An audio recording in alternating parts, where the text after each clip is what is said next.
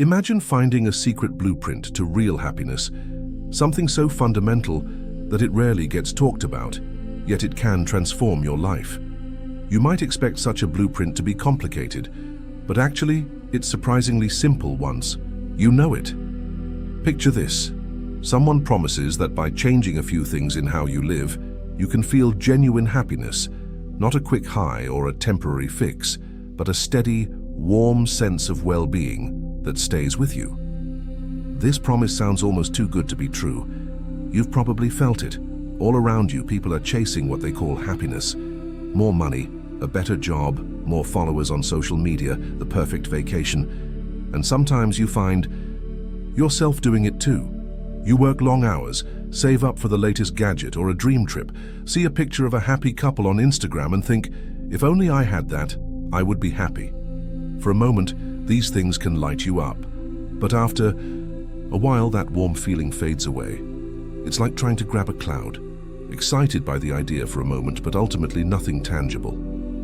After that high, you're back to feeling the same as before. What if I told you that all of that, the money, the stuff, the applause, is only giving you a shadow of happiness?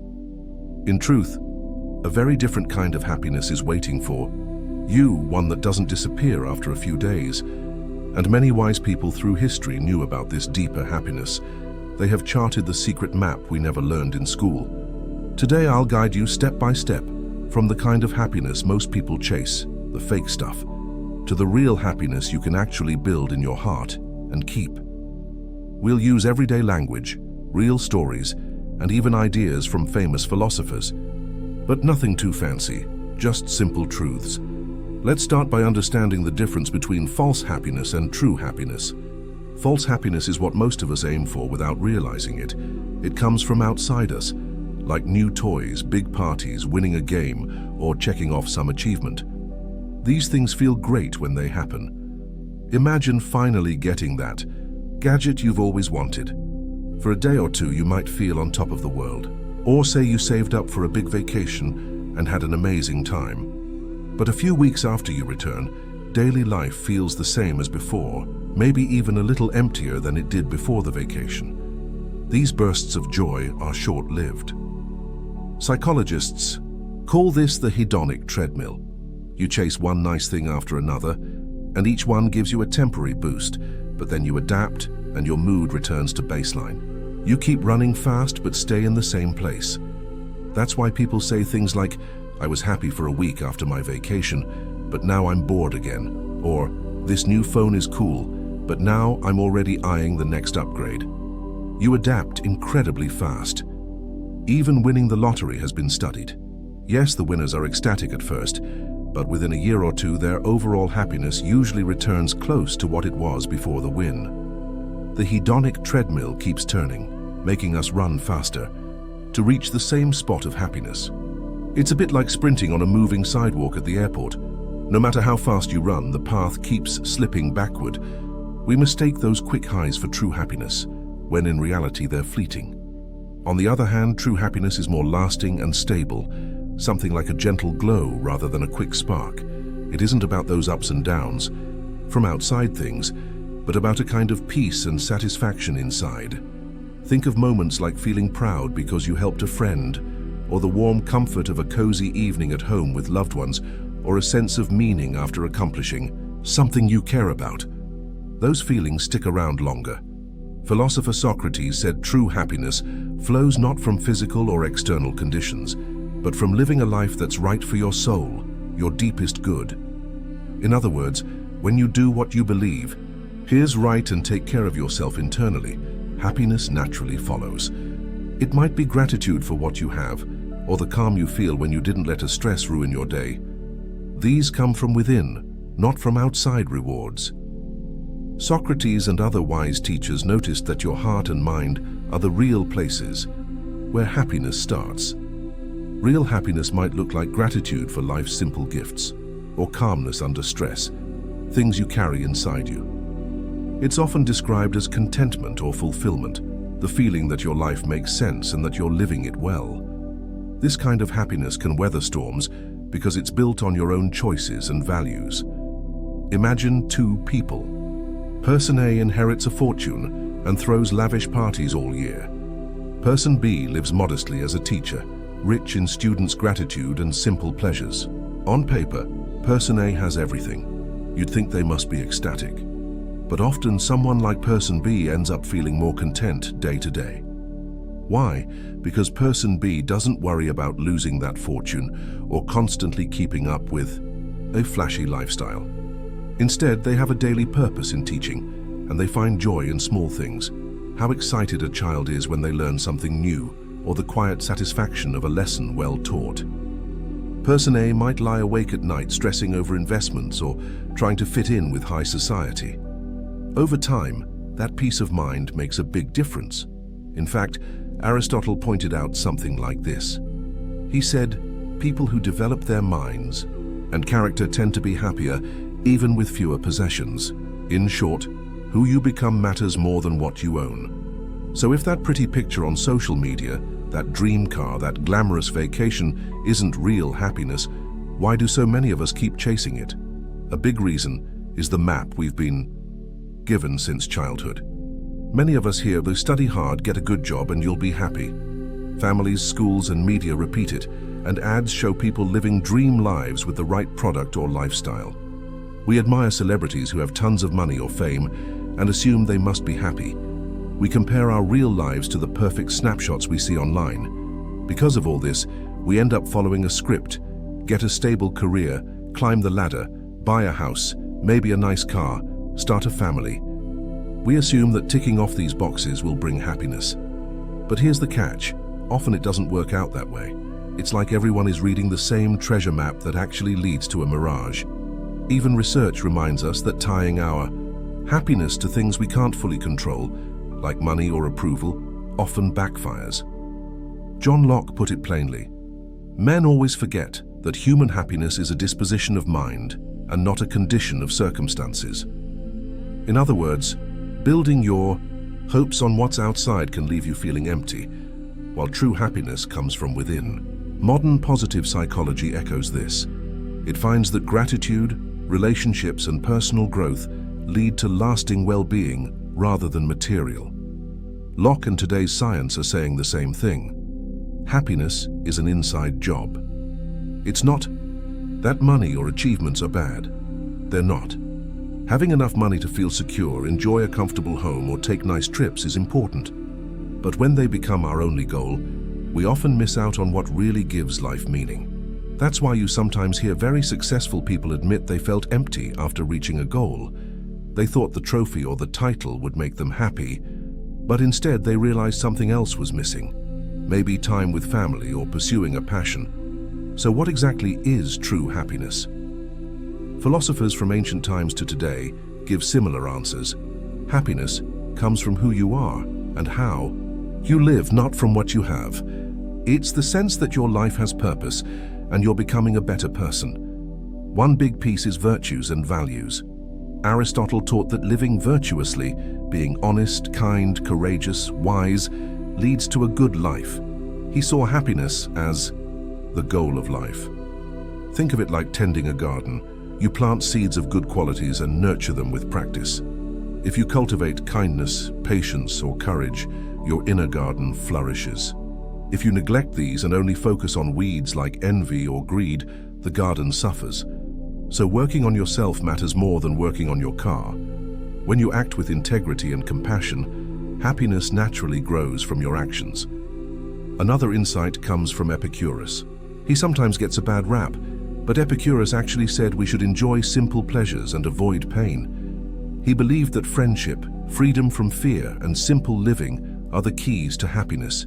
He put it this way: we must exercise ourselves in the things which bring happiness, since if that be present, we have everything. In plain terms, focus on the things that truly make you happy: good conversations, enjoying nature, having honest companions, learning something, and you'll have all you need. Without those, all the wealth in the world won't really satisfy you. Epicurus wasn't telling people to party every night. He meant the opposite. Find joy in the everyday, not in extravagance. The Stoics added another important piece: mindset and acceptance. Marcus Aurelius, a Roman emperor, reminded himself daily that happiness starts inside. He said, "Very little is needed to make a happy life. It is all within yourself, in your way of thinking." He taught that if you control your attitude and keep it focused on what truly matters, rather than superficial distractions, you can find happiness under almost any circumstance. His fellow Stoic Epictetus explained, "Happiness and freedom begin with a clear understanding. Some things are within our control and some things are not. This is practical. You can't control the weather or other people's actions, but you can control your reactions and how you choose to spend your energy. By focusing on what you can change, your own choices and attitudes, you free yourself from needless worry. This peace of mind is a big part of happiness." All these teachings come together in practical advice. Real happiness is built by cultivating virtues, living true to your values, and shaping your mindset. Different traditions may use different words, a good Confucius quote or a Buddhist idea, but they all point to the same truth. Your own actions and thoughts are where happiness really starts. Before we move on to the step-by-step blueprint, let's look at how society, friends, and family can unknowingly steer us toward that fake happiness path. It's not that they intend to make us unhappy, they often just don't realize there's another way. For example, think about holidays. They often turn into a rush of errands, endless shopping, and stress, instead of calm family time and gratitude. Or consider this. If all your friends focus on partying every weekend, you might join them and feel you have to keep up. Maybe you have fun for the evening, but the next day you feel tired or empty, because you never asked yourself if that was really what you wanted. It's easy to go with the flow because it seems normal, but it can keep you from reflecting on what truly makes you happy. Many people don't notice these traps until one day they just feel unhappy and wonder why, even though they have everything. Now here is the secret blueprint to achieve real happiness, laid out step by step. These steps include both inner habits, like mindset and gratitude, and practical actions. They have helped countless people find true happiness when followed, and the best part is they're simple to understand, even if they take practice to fully live by.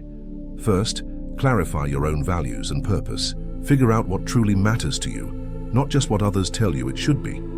Try making a short list of your personal values. For example, honesty, creativity, family, learning, helping others, adventure, etc. These are like compass points for your life. When making decisions, check if they align with these values. If you discover that one of your values is creativity, you might decide to spend a little time each week doing something creative, even if your day job isn't creative. If family is a core value, you might commit to a weekly dinner with relatives. This ensures you're building a life yourself find meaningful. Immanuel Kant gave a neat little rule for happiness. Rules for happiness: something to do, someone to love, something to hope for. He means have engaging work or hobbies, something to do. Maintain close relationships, someone to love, and keep some goals or dreams, something to hope for. These areas form a strong triangle of happiness. The specifics of what fills them should come from your values. So after identifying what you care about, fill each of those three. Find a project or skill, something to do. Nurture a friendship or family bond, someone to love. And pick a goal you look forward to, something to hope for. Second, practice gratitude and live in the present. It's easy to focus on what's wrong or what we lack, which leaves us feeling empty. Instead, train yourself to notice and appreciate what's good and what you already have. Seneca advised, "True happiness is to enjoy the present without anxious dependence upon the future and to be satisfied with what we have."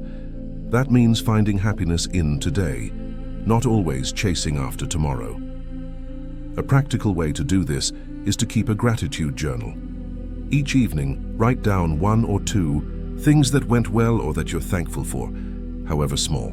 It might be I enjoyed a tasty lunch, or my friend called and we laughed, or the weather was pleasant during my walk. By doing this daily, your brain starts noticing these good things more naturally.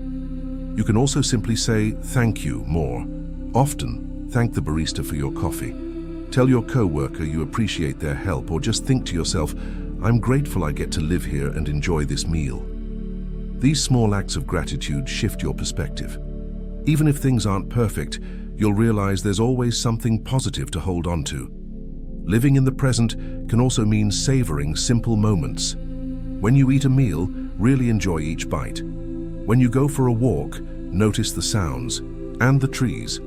When you're with someone, put away distractions like your phone and really listen. Mindfulness like this anchors you to now. It turns ordinary life, which can feel boring at times, into something rich. Real happiness hides in these ordinary moments, and if we're not paying attention, we miss it. Third, build strong, meaningful relationships. Humans are social creatures, and having people we care about is a huge part of happiness. Aristotle said that living well requires friends. Think of a time you were happiest. Chances are it involved people you love or care about. So invest time and love into your relationships. Call your family, meet a friend for coffee, make plans with a sibling. Let people know you care and you appreciate them. This step also involves helping others. Sometimes even simple help is powerful. Listen if a friend needs to vent, hold the door for someone, volunteer for a cause you care about. When you help someone, it reminds you of the good in life and connects you to others. Montesquieu noted that false happiness makes people proud and distant, but true happiness makes them kind and sharing. When you act with kindness, you feel more part of the human family. Scientists have found that people with strong social support networks consistently report higher happiness and resilience. So cherish and build those connections. They are priceless. Fourth, engage in fulfilling work and personal growth. Part of happiness is feeling that we're growing or contributing. Look for work or hobbies that use your talents and interest you. Whether it's your job or a hobby, aim for something that makes you stretch a bit and feel engaged. Aristotle believed using our abilities well is key to a happy life. When you're absorbed in a task you care about, time can fly. That's called being in flow, and it feels great. If your job is desk work, maybe set a personal goal to learn something new about your field each week. If you work with your hands, maybe improve your craft gradually. If you're not currently working, try volunteering or learning a subject that fascinates you. The point is to keep the learning muscle active. Even if you fail at first, maybe your cake tastes bad when you try to bake, view it as a lesson, not as proof that you can't do it. With each step of learning, you'll feel accomplished, and success builds on success. Taking care of your mind is important, but don't forget your body too. Exercise, sleep, and nutrition all affect mood and energy. A short daily walk or a few minutes of stretching can clear your mind and boost your mood.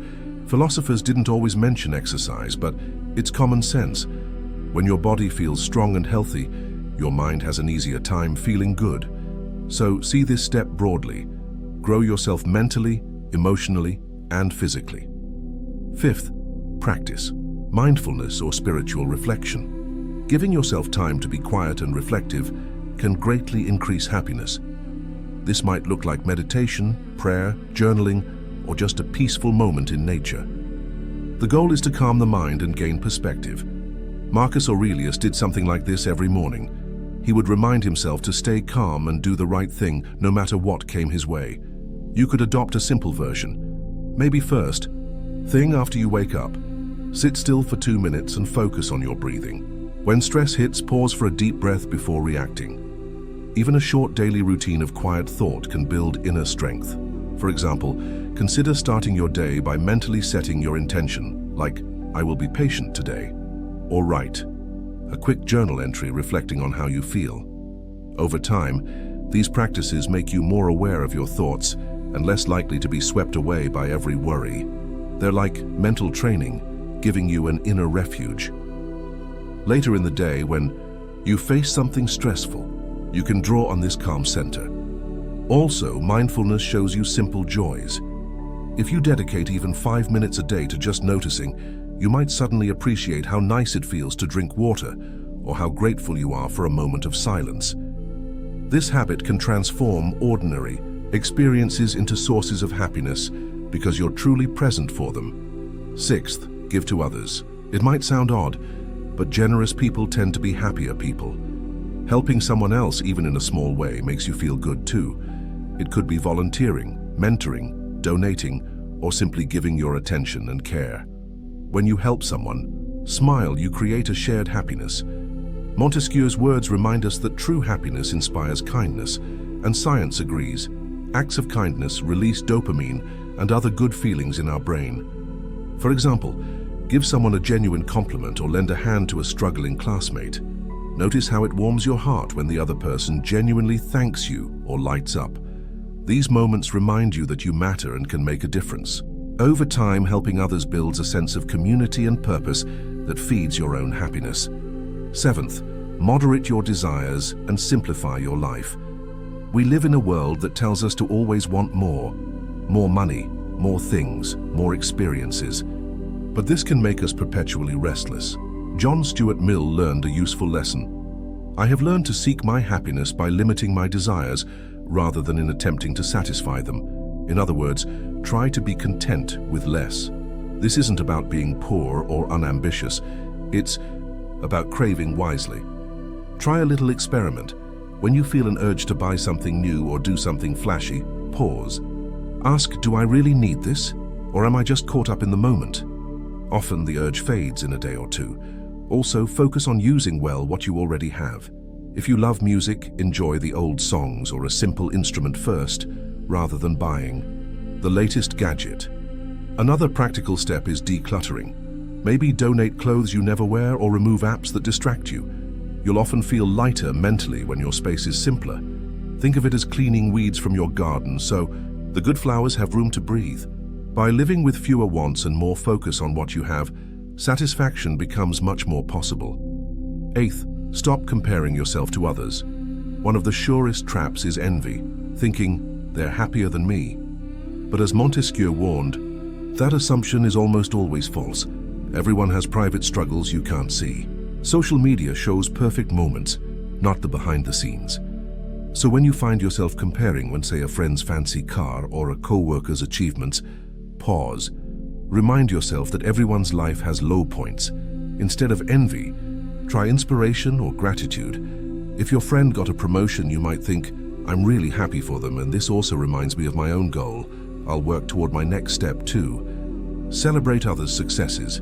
It doesn't take away from you. Focus on your own path and your own progress.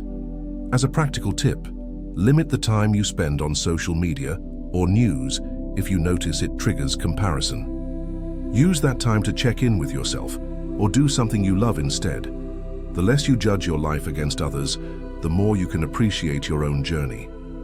Now, after all these steps, you've got the blueprint laid out.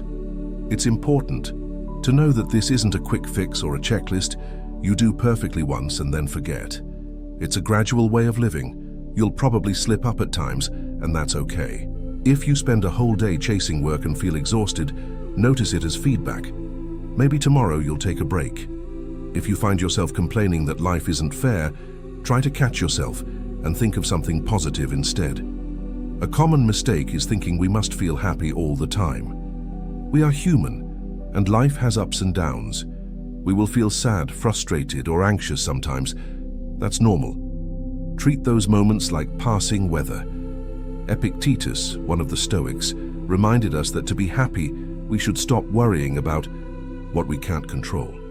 So when something doesn't go our way, accept it, learn from it if you can, and then let it go.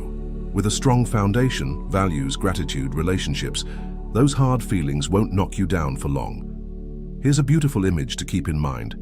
Henry David Thoreau said, "Happiness is like a butterfly. The more you chase it, the more it will evade you. But if you notice the other things around you, it will gently come and sit on your shoulder." Don't chase happiness like it's a trophy. Instead, live with purpose, kindness, and awareness. The butterfly happiness will find you on its own. You've now got this secret map to true happiness. It guides you to look inward, value people, keep learning, and appreciate life's simple gifts.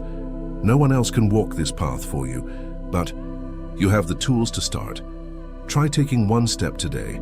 Maybe write down one thing you're grateful for and one person you care about. Maybe take a 5-minute pause to breathe. Each small step builds into lasting change. Thank you for listening. I hope this journey from false to true happiness has given you something new to think about. Reflect on what part of this blueprint resonates most with you. Use it to light your way, and remember, you deserve genuine joy built on things that last.